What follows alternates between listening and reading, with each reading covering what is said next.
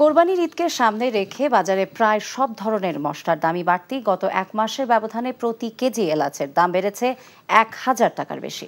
এছাড়া সাম্প্রতিক সময় গোলমরিচ এবং দারুচিনির দামও বেড়েছে। অন্যদিকে গত ১৫ দিনে আদার দাম কেজিতে ৫০ টাকার বেশি বেড়ে বিক্রি হচ্ছে ৩০০ টাকায়।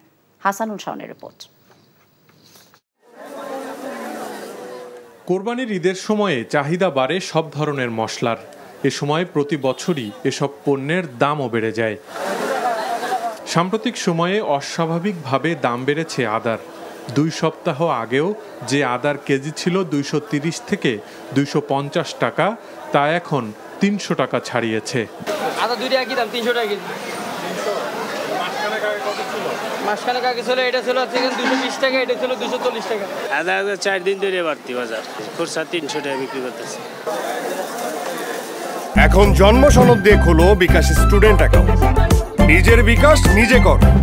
এক মাস আগেও ভালো মানের এলাচের কেজি ছিল ৩০০০ টাকা, যা এখন ৪০০০ টাকা ছাড়িয়েছে। আর সাধারণ মানের এলাচের কেজিও ৩০০০ টাকার ওপরে। অন্যদিকে গত ২ সপ্তাহে ভালো মানের প্রতি কেজি দারুচিনির দাম ১০০ টাকা বেড়ে বিক্রি হচ্ছে ৬০০ টাকায়। গোলমরিচের দামও ২০০ টাকা বেড়ে কেজি বিক্রি হচ্ছে ১০০০ টাকায়। সারা বছর একরকম, ঈদের সময় ওনারা ইচ্ছা করে বাড়ায় না জানি, আসলেই বাড়ে আমরা তো জানি না। আর বাজার করতে আসে আমরা আগে পকেটে করে টাকা আনতাম, এখন আর কিছুদিন পরে ব্যাগে টাকা নিয়ে আসতে হবে।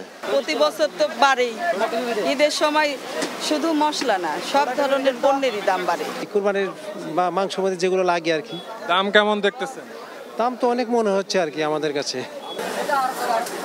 প্রতি কেজি জিরার দাম এখন ৭০০ টাকা, আর লবঙ্গর কেজি মিলছে ১৮০০ থেকে ২০০০ টাকায়।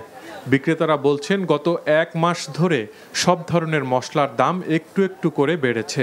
মশলার দাম যা বাড়ার ঈদের ১৫ দিন এক মাস আগে দাম বাড়ছে। যে এলাচি ছিল ২৫০০, ৩০০০, এখন ৪৫০০ টাকা। এটা তো দামি জিনিসই, এর দাম বাড়বো কি? এলাচির দামটা খালি বাড়ছে, জিরার দাম তো কমছে। তবে ওঠানামা নেই পেঁয়াজ এবং রসুনের দামে।